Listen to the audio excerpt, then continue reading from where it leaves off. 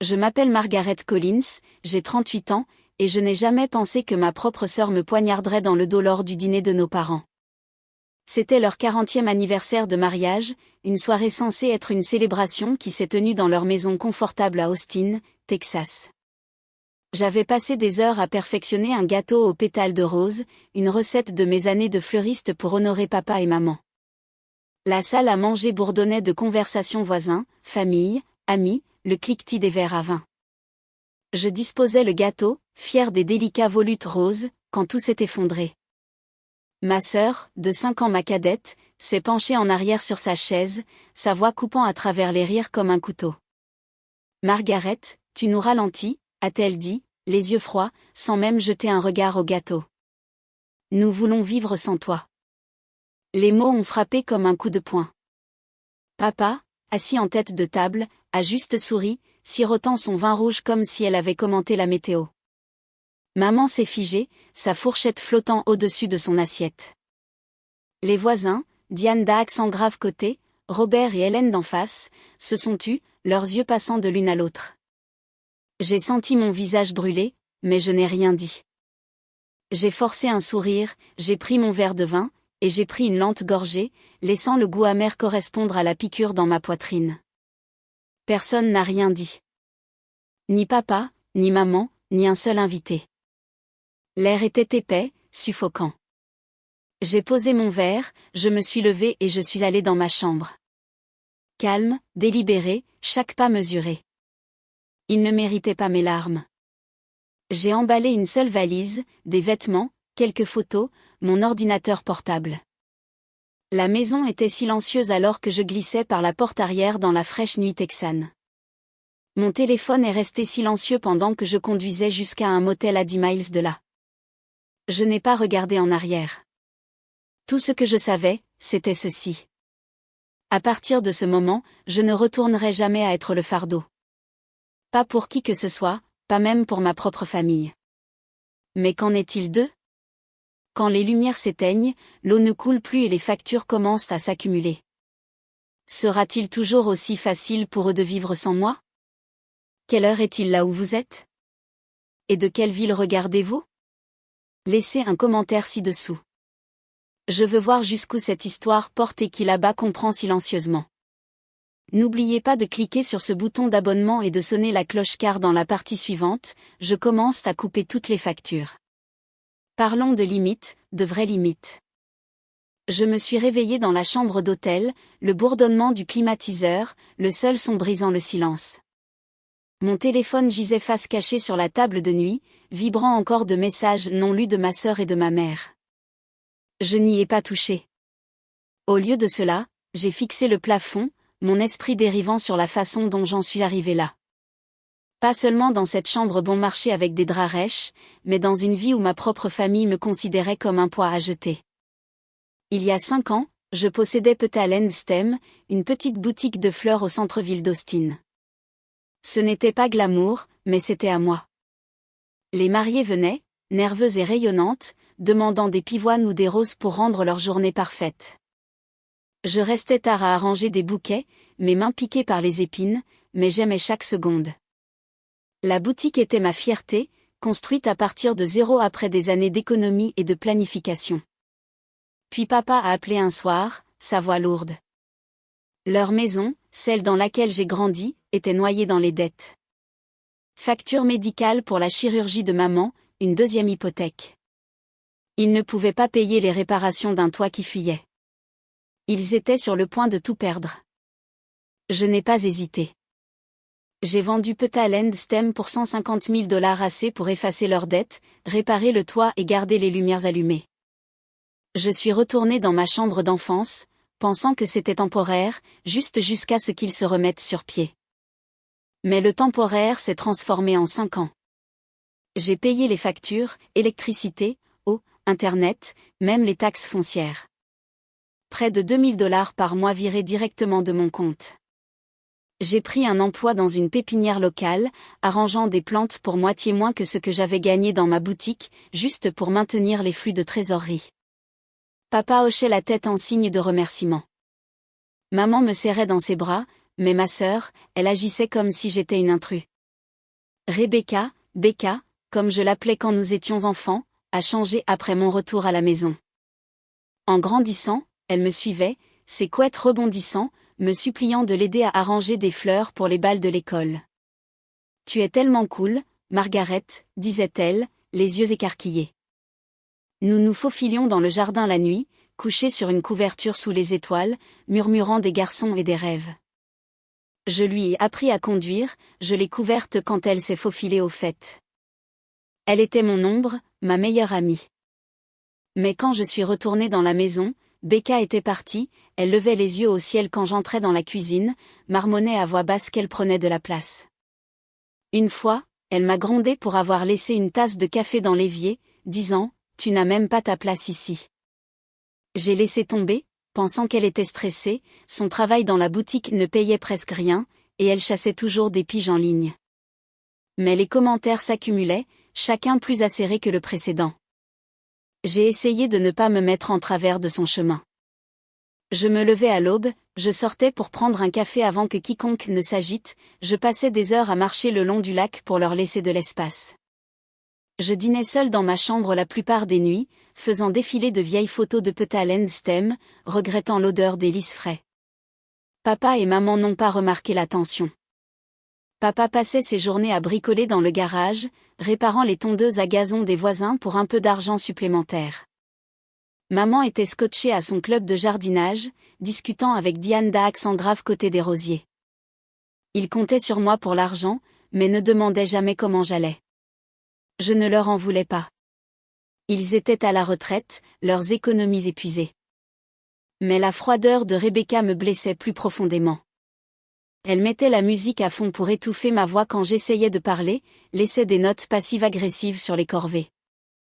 Le mois dernier, elle a dit à maman assez fort pour que je l'entende que je vivais à leur crochet, comme si je n'étais pas celle qui gérait la maison. Allongée dans ce lit d'hôtel, j'ai réalisé à quel point j'avais été aveugle.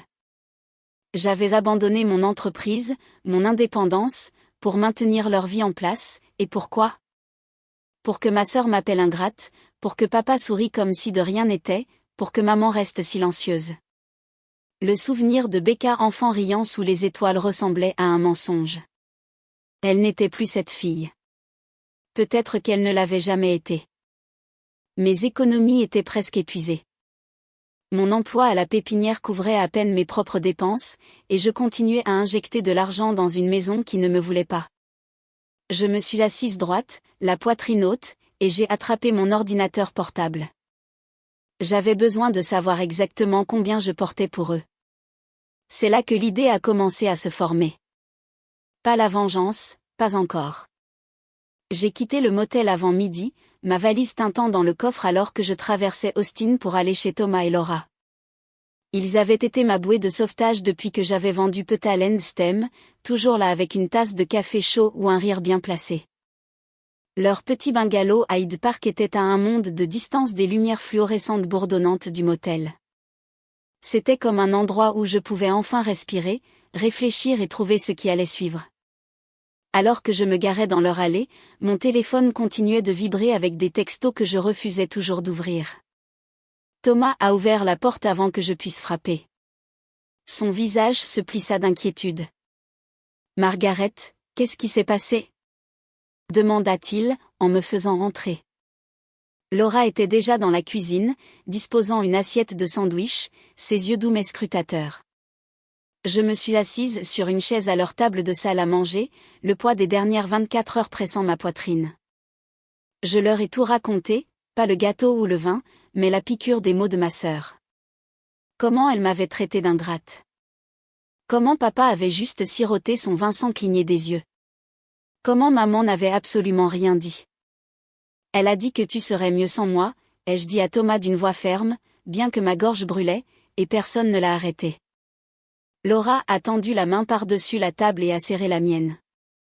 Thomas s'est penché en arrière sur sa chaise, la mâchoire serrée, comme s'il reliait les poings à quelque chose de long et familier.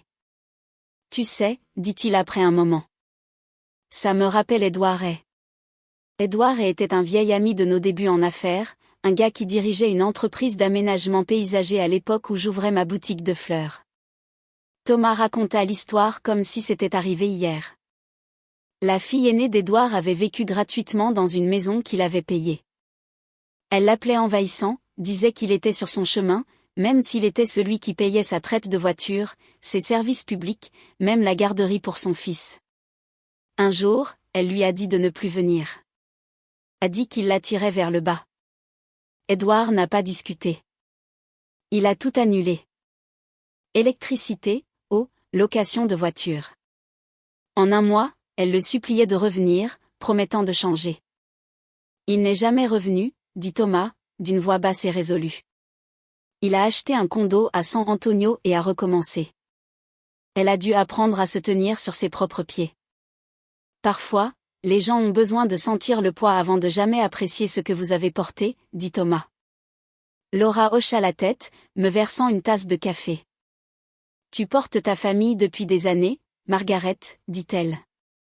Que font-ils sans ton argent? Cette question m'a frappé plus fort que je ne m'y attendais. Je n'y avais jamais pensé comme ça. Pas vraiment. J'avais toujours considéré ces paiements comme une aide, pas comme une complicité. Mais assise là avec Thomas et Laura qui me regardaient comme quelqu'un qui méritait mieux, la vérité est devenue évidente. Ma sœur, mon père, ma mère. Ils avaient construit toute une vie autour de mes sacrifices et ne me voyaient même pas dedans. J'ai ouvert mon ordinateur portable. Mes doigts ont bougé avant que je ne puisse me ressaisir. Je me suis connecté à mon compte bancaire, l'écran s'illuminant avec des lignes de paiements automatiques. Électricité $300 par mois. Au $100, Internet $80, assurance habitation $400, petite réparation, abonnement de streaming, frais divers. Près de $2000 par mois drainés de mes économies que j'avais construites en arrangeant des roses et des lys pendant des années. Thomas a donné un petit signe de tête comme s'il savait ce qui allait arriver. Laura est restée silencieuse, son expression calme mais ferme. J'ai ouvert les paramètres de paiement. Mon cœur s'est emballé, mais mes mains étaient stables. Électricité annulée, eau annulée, Internet disparu, assurance résiliée. Une par une, j'ai coupé tous les fils qui me liaient à cette maison. Chaque clic donnait l'impression de me débarrasser d'un fardeau que je ne réalisais même pas porter encore. Je n'étais pas en colère, du moins plus. Je me sentais claire, plus claire que je ne l'avais été depuis des années. Elle voulait vivre sans moi. Qu'il en soit ainsi. J'ai fermé l'ordinateur portable. Thomas m'a tapoté l'épaule. Tu as fait ce qu'il fallait, dit-il. Laura m'a proposé leur chambre d'amis. M'a dit que je pouvais rester aussi longtemps que j'en avais besoin. Je les ai remerciés. Ma voix est sortie plus doucement, mais ma décision était solide. Mon téléphone a vibré à nouveau. Un autre message, probablement de ma sœur ou de ma mère. Je ne l'ai pas vérifié. Pas encore. Je n'étais pas prête à entendre des excuses. J'avais besoin de garder cette clarté avant que le chaos ne revienne, car je savais qu'il reviendrait. Elles allaient ressentir les conséquences.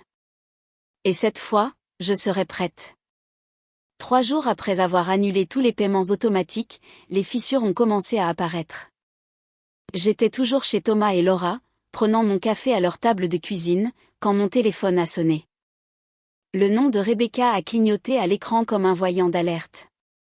Je l'ai laissé sonner quelques fois avant de répondre. Margaret, qu'est-ce que tu as fait? Sa voix était vive, avec une pointe de panique. L'Internet est coupé. Je ne peux pas soumettre mes piges. Et maman panique parce que nous venons de recevoir des avis de coupure pour l'électricité et l'eau. Remets-le tout de suite. Pas de salutations. Pas d'excuses, juste des ordres comme si j'étais encore la gestionnaire non rémunérée de leur vie. Je me suis penchée en arrière sur ma chaise, en calmant mon ton. Tu as dit que tu voulais vivre sans moi, dis-je. Eh bien, voilà à quoi ça ressemble. Rebecca n'a pas manqué une seconde. Tu exagères, Margaret. Encore une fois, remets tout en marche et arrête de faire ton dramatique. Je n'étais pas surprise. Elle avait un don pour tordre chaque situation et me faire sentir comme le problème. J'entendais maman en arrière-plan, sa voix tremblante, probablement en train de divaguer sur le réfrigérateur qui perdait de l'électricité. Ce n'est pas mon travail de faire fonctionner ta vie, lui ai-je dit. Tu as 30 ans. Débrouille-toi. Il y a eu une pause. Puis elle a ri amèrement. Tu es tellement sensible. Personne ne veut de toi ici. C'est exactement pourquoi. Puis elle a raccroché. J'ai posé le téléphone. Mes mains ne tremblaient pas, bien que ma poitrine brûlât. Laura a jeté un coup d'œil depuis le comptoir, haussant un sourcil. Elle a du cran, dit-elle. Thomas a plié son journal et a donné un petit rire. Laisse-leur quelques jours. Ils vont le sentir. J'ai hoché la tête, mais quelque chose en moi s'est tordu. La voix de maman, nerveuse, troublée, persistait. Elle ne m'avait pas défendu ce soir-là. N'avait rien dit, mais elle était toujours ma mère. Est-ce que je la punissais, elle aussi? J'ai secoué cette pensée. Ils ont laissé Rebecca parler pour tous. C'était leur choix. Plus tard dans l'après-midi, maman a appelé. Sa voix était douce et suppliante. Margaret, ma chérie, s'il te plaît. La maison s'écroule. Rebecca ne peut pas travailler. Ton père ne peut pas recevoir de demande de tondeuse sans Wi-Fi. Ne peux-tu pas simplement tout remettre en marche? Nous sommes une famille. J'ai fermé les yeux et je l'ai imaginé dans le salon avec ses livres de jardinage, probablement se tordant les mains comme elle le faisait toujours quand elle était anxieuse. Maman, dis-je, d'une voix ferme, mais pas froide. Rebecca a dit que vous seriez tous mieux sans moi. Tu n'as pas contesté, alors je lui donne exactement ce qu'elle voulait. Il y a eu un long silence. Puis elle a murmuré, elle ne le pensait pas. Tu sais comment elle est. S'il te plaît, rentre à la maison. Je n'ai pas répondu tout de suite. J'ai pensé aux mois que j'avais passé à marcher sur la pointe des pieds dans cette maison, à payer leurs factures, à absorber les insultes de Rebecca, juste en espérant un soupçon de remerciement. Je ne reviens pas, dis-je. Pas tant que Rebecca n'assumera pas la responsabilité de ce qu'elle a dit. Maman a essayé d'intervenir, mais je l'ai arrêtée. Tu l'as laissé dire ça, maman. Toi et papa étiez là. Vous êtes tous responsables. Puis j'ai raccroché. Mon cœur s'est emballé, mais je me sentais claire. Laura avait entendu la conversation. Elle a donné un petit signe de tête. Tu es plus forte que je ne l'aurais été, dit-elle. Je ne me sentais pas forte. Je me sentais juste fatiguée, mais concentrée. Ce soir-là, Rebecca a appelé à nouveau, plus en colère cette fois. Tu crois que c'est un jeu, Margaret? Les voisins commencent à remarquer. Diane est venue, agissant comme si elle était inquiète, mais je sais qu'elle est juste curieuse. Tu nous fais honte. J'ai failli rire. Les faire honte après tout ça. C'est ça qui importait maintenant. Tu t'es fait honte à toi-même, dis-je. Tu me voulais partie. Maintenant je suis partie. Gérez vos propres factures. Elle a explosé, me traitant d'égoïste, disant que j'avais toujours été jalouse d'elle. Je n'ai pas pris la peine d'écouter. J'ai terminé l'appel et j'ai bloqué son numéro. Thomas est entré juste au moment où je posais le téléphone. Il m'a fait un pouce levé. C'était temps, dit-il. Le lendemain matin, maman a laissé un message vocal. Sa voix était plus calme, presque désespérée. Margaret, nous ne pouvons pas continuer sans toi. La facture d'eau est due. Rebecca essaie d'emprunter de l'argent à Diane. S'il te plaît, appelle-nous. Je n'ai pas rappelé. Je n'étais pas prête pour plus d'excuses, plus de supplications qui évitaient la vérité. Rebecca avait tracé la ligne cette nuit-là, et maman et papa l'avaient laissé faire. Maintenant, ils se débattaient, et je n'allais pas me précipiter pour les sauver. Pas cette fois. Je suis restée avec Thomas et Laura. J'ai aidé Laura à préparer le dîner, j'ai discuté avec Thomas de sa nouvelle boutique bio. Leur maison ressemblait à un refuge, un endroit où je n'étais pas invisible. Mais je savais que la tempête n'était pas terminée. Rebecca ne laisserait pas tomber ça et les appels de maman continueraient. Je me suis préparée à ce qui allait suivre, sachant au fond de moi que j'avais fait le bon choix, peu importe à quel point cela semblait lourd. 2 semaines après la coupure de courant, les fissures dans le monde de ma famille ont commencé à apparaître. J'étais toujours chez Thomas et Laura, m'installant dans leur chambre d'amis, quand j'ai reçu un texto de Diane, la voisine d'Accent grave côté de la maison de mes parents. « Tout va bien avec tes parents ?» disait-il. J'ai entendu des choses. Je n'ai pas répondu, mais je savais ce qu'elle voulait dire. Austin est une grande ville, mais les quartiers comme le nôtre parlent, et la famille Collins devenait un sujet de commérage. J'avais bloqué le numéro de ma sœur, mais les messages vocaux de maman continuaient d'arriver, chacun plus frantique que le précédent. J'ai écouté le dernier, sa voix fine et tendue. « Margaret, nous avons reçu un avis de la banque, dit-elle. Nous sommes en retard sur les paiements de l'hypothèque. S'il te plaît, appelle-moi. » J'ai supprimé le message, mais il persistait. L'avis de la banque n'était pas une surprise. Sans mes transferts mensuels, l'hypothèque, les services publics et les taxes s'accumulaient. Ma sœur avait toujours compté sur moi pour maintenir la maison à flot. Son travail de boutique couvrait à peine ses propres dépenses. Maintenant, sans Internet pour chasser ses piges, elle coulait. Thomas m'a vu regarder mon téléphone et a haussé un sourcil. « Tu n'es pas en train de ramollir, n'est-ce pas ?» demanda-t-il, à moitié en plaisantant. J'ai secoué la tête. « Ils doivent apprendre, dis-je. » Mais ma voix n'était pas aussi ferme que je le voulais. Laura, coupant des légumes pour le dîner, a jeté un coup d'œil. « Ils vont s'en sortir, dit-elle. »« Ou ils ne s'en sortiront pas. De toute façon, ce n'est plus ton problème. » Le lendemain, je suis passée par le vieux quartier, pas pour rendre visite, mais pour aller chercher un colis que j'avais redirigé vers un bureau de poste voisin. En tournant dans notre rue, j'ai vu Robert et Helen Parker, le couple en face de chez mes parents, debout sur leur pelouse, chuchotant. Ils se sont arrêtés en repérant ma voiture, Helen agitant maladroitement. Je n'ai pas fait signe de retour. Diane était dehors aussi, arrosant ses roses, ses yeux se portant vers la maison de mes parents. La pelouse était envahie par la végétation, la boîte aux lettres pleine de spies d'enveloppes, sans aucun doute. J'ai continué à rouler, mais l'image est restée, la vie de ma famille se défaisant, visible par tous.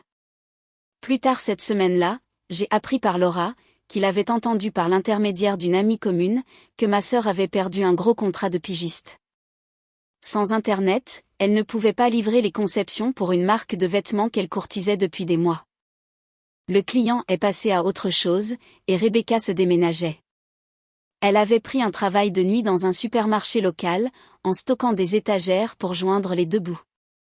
Je l'imaginais sous les lumières fluorescentes, poussant un chariot de conserve, son orgueil meurtri. Une partie de moi a ressenti un pincement. C'était toujours ma sœur. Mais ensuite, je me suis souvenu de ses mots au dîner, tranchants et sans remords. Elle avait choisi ce chemin, pas moi. Maman s'est présentée chez Thomas et Laura sans prévenir un soir, le visage tiré, son habituelle gaieté de club de jardinage disparue. J'étais dans le salon, aidant Laura à trier de vieux albums photos quand la sonnette a retenti. Thomas l'a fait entrer et maman s'est tenue dans l'encadrement de la porte, serrant son sac à main comme un bouclier. « Margaret, nous devons parler, dit-elle, sa voix basse mais urgente. Je suis restée assise, lui faisant signe de s'asseoir sur le canapé. « Assieds-toi, maman, dis-je, en gardant mon ton neutre. » Elle a hésité, puis s'est perchée sur le bord, ses yeux parcourant la pièce comme si elle avait peur de s'arrêter. « La banque menace de saisir, dit-elle, ses mots s'échappant. Rebecca essaie d'emprunter de l'argent à Diane. Ton père essaie de prendre plus de commandes de réparation, mais sans Wi-Fi, il ne peut pas obtenir de commandes. Nous sommes en train de nous effondrer, Margaret. » Ses mains tordaient la sangle de son sac à main. Et pendant un moment, j'ai vu la femme qui m'a appris à planter des tulipes. Pas celle qui est restée silencieuse pendant que ma sœur me déchiquetait. Je suis désolée que vous ayez du mal, dis-je, en choisissant mes mots soigneusement. Mais Rebecca a dit que vous vous porteriez mieux sans moi. Tu n'as pas contesté. Les yeux de maman se sont écarquillés. C'est ta sœur, plaida-t-elle. Elle essaie, Mais c'est difficile. Ne peux-tu pas aider juste jusqu'à ce que nous soyons de retour sur nos pieds? Je me suis penchée en avant, ma voix ferme. Maman, j'ai payé cette maison pendant des années. Les factures, les réparations, tout. Rebecca m'a traité d'ingrate, et tu l'as laissé faire. Je suis fatiguée de porter ses erreurs. Le visage de maman s'est décomposé, mais elle n'a pas discuté. Ton père ne sait pas quoi faire, dit-elle doucement. Il s'en tient à l'écart, mais il est inquiet. Je n'ai pas été surprise que papa ait toujours été un spectateur, bricolant dans son garage pendant que la famille se déchirait. Alors il peut parler à Rebecca, dis-je. C'est elle qui a commencé tout ça. Maman s'est levée, ses épaules affaissées. Je pensais que la famille comptait plus pour toi, dit-elle et est partie sans un autre mot. Laura, qui était restée silencieuse, m'a serré le bras. Tu as fait ce qu'il fallait, dit-elle. J'ai hoché la tête, mais le poids des mots de maman est resté avec moi. Les commérages du quartier se sont intensifiés. Diane a dit à une amie qui a dit à une autre que la maison des Collins s'écroulait. Robert Parker a mentionné les factures de réparation impayées de papa lors d'une fête de quartier. Le travail de supermarché de Rebecca est devenu une blague récurrente parmi les voisins. Loin de son image de designer indépendante. Je suis restée à l'écart, concentrée sur mon travail à la pépinière, économisant ce qu'il me restait peu. Mais je savais que la pression montait. Ma famille manquait de temps et je n'allais pas les sauver. Pas maintenant, jamais. 3 mois après mon départ, la maison qui abritait mon enfance a disparu. Ma sœur, papa et maman l'ont vendue, incapables de suivre l'hypothèque et les factures croissantes. Diane, la voisine, qui ne manquait jamais une occasion de bavarder, m'a envoyé une photo du panneau, à vendre, dans leur cour avant, la peinture écaillée, et la pelouse toujours mal entretenue. Je n'ai pas répondu, mais j'ai entendu par Laura qu'ils avaient emménagé dans un petit appartement de location à la périphérie d'Austin, un endroit d'une chambre encombrée et loin du quartier qu'ils appelaient chez eux depuis des décennies. Les Parker, Robert et Helen, disaient à quiconque voulait bien les écouter que la famille Collins avait traversé des moments difficiles, leurs murmures résonnant lors des fêtes de quartier et des courses au café. Ma sœur a fait face aux escaliers à chaque fois qu'elle sortait, la tête baissée, ses rêves de designer enterrés sous le poids de la réalité. Je ne suis pas allée les voir. J'avais fait mon choix. Et je construisais une nouvelle vie. Avec ce qu'il me restait de mes économies, j'ai acheté un modeste condo d'une chambre dans le sud d'Austin, un endroit calme près d'un parc où je pouvais marcher et réfléchir. Les murs étaient nus au début, mais j'ai commencé à les remplir de croquis de fleurs, de roses, de lys, de pivoines, des rappels de la boutique que j'avais possédée autrefois. J'ai pris un emploi de consultante pour un fleuriste local, aidant à la conception d'arrangements de mariage et enseignant des ateliers de stylisme de bouquets. Ce n'était pas Petal & Stem, mais cela semblait être un pas vers me retrouver moi-même. Chaque chèque de paie allait sur mon propre compte, pas sur les factures de quelqu'un d'autre. Pour la première fois depuis des années, j'ai dormi sans le poids de leurs attentes me pesant. Un matin, alors que je sirotais mon café au comptoir de ma nouvelle cuisine, une lettre est arrivée. L'écriture était indubitablement celle de Rebecca, nette et délibérée comme lorsqu'elle m'écrivait des notes enfants. Je l'ai posée sans l'ouvrir, la regardant pendant longtemps. Une partie de moi voulait la lire pour voir si elle avait enfin compris, mais une autre partie, celle qui se souvenait de ses mots froids. Ces accusations savaient que cela ne changerait rien. Quand je l'ai finalement ouverte, ces mots étaient plus doux que je ne m'y attendais. Margaret, commençait-elle. Je suis désolée pour ce que j'ai dit. J'étais stressée, en colère, mais ce n'est pas une excuse.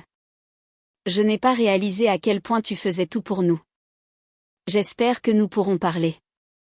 Aucune mention de papa ou de maman. Aucune promesse de rectifier les choses, juste une supplique, trop tardive et trop petite. J'ai plié la lettre et je l'ai rangée dans un tiroir à côté de vieilles photos que je n'avais pas regardées depuis des mois. Je n'ai pas répondu. Rebecca voulait une vie sans moi, et je la lui donnais, non par méchanceté, mais parce que je méritais une vie où je n'étais pas invisible. Le silence de papa. Les suppliques de maman. La cruauté de Rebecca. Ils m'avaient montré qui ils étaient, et je ne retournais pas en arrière.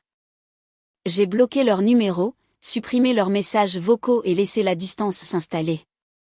Thomas et Laura ont pris de mes nouvelles, apportant souvent des plats à emporter ou m'invitant à leur fête de jardin.